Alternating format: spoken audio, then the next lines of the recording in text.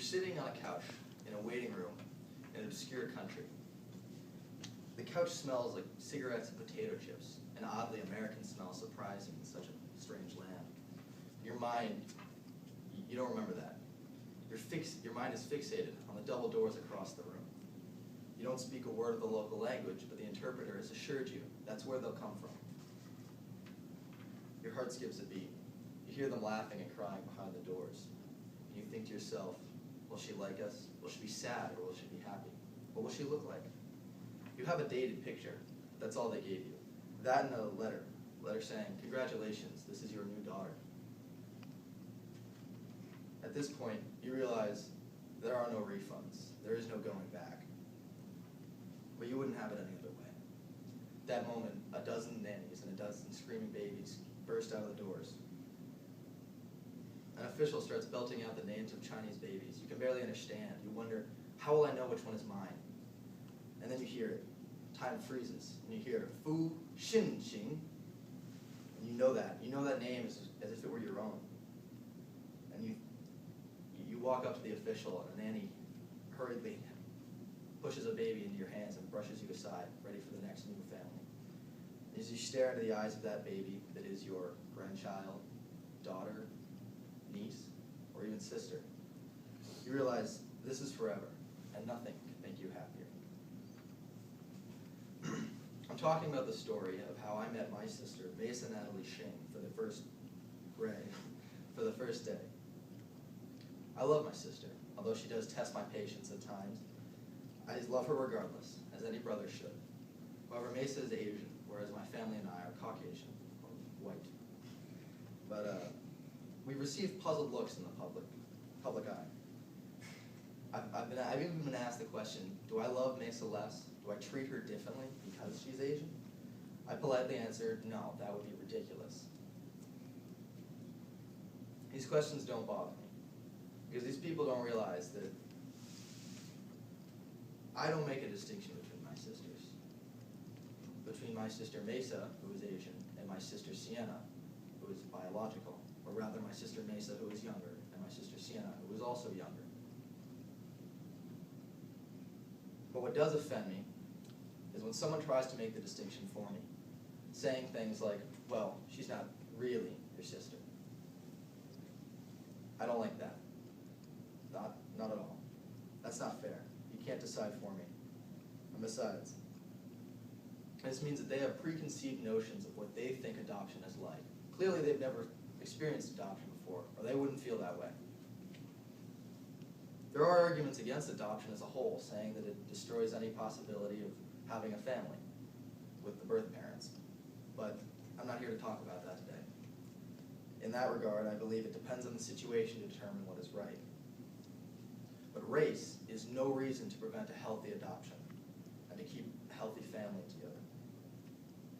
As insane as it seems, this is a problem even in the United States. Currently, there is no legislation against interracial adoption.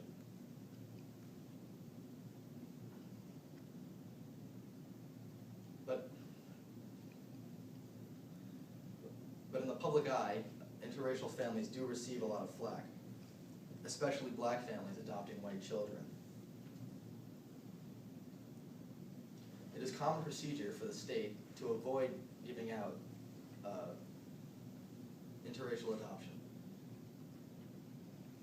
They will do anything to match the ethnicity, even keeping children, orphan children, in homes longer than is necessary. It's wrong for a child to spend extra time in a group home or in a foster system. Is it fair to all parties concerned? It is for the orphans and the loving families, for sure. An orphan needs nothing more than a happy, fun home. Group homes aren't the way to live. So how is an interracial family different? Well, different ethnicity. But does that mean that they're any less happy? Not to each other. Only in the public eye can they be less happy when they're alienized by their peers. Interracially adopting parents go through tedious amounts of paperwork and legal fees. They know what they're going into, and they're prepared to be a happy family. Birth parents lose their right to have any control over the child, although this isn't entirely true in all states. In some special cases, the birth parents do have some control, but typically when an infant is left up for adoption, it's because the birth parents are anonymous, especially in other countries where interracial adoption is most common. To any third parties not involved, your opinion doesn't matter. Does it build goodwill and better friendships? Yes, and not just within the families, but in the global community. First-hand accounts have shown that children living moving around in foster systems and living in group homes can build more lasting relationships in the family setting. Although this isn't always true, it's usually true for young children who are put in foster homes and group homes at very, very young ages. Racism is an epidemic. It's spreading across our country like a disease. Interracial adoption is a vaccine for that disease. I'm not saying we should split up families and put together interracial families because that's ridiculous. It's something communism would do. But preventing a healthy adoption and a happy family just because their skin color is different is absurd, and it only feeds the flames of racism.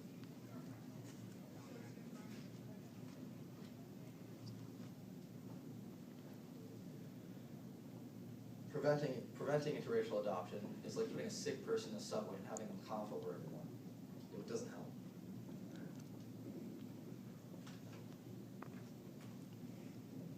When organized properly, an interracial adoption can be extremely beneficial to both parties involved.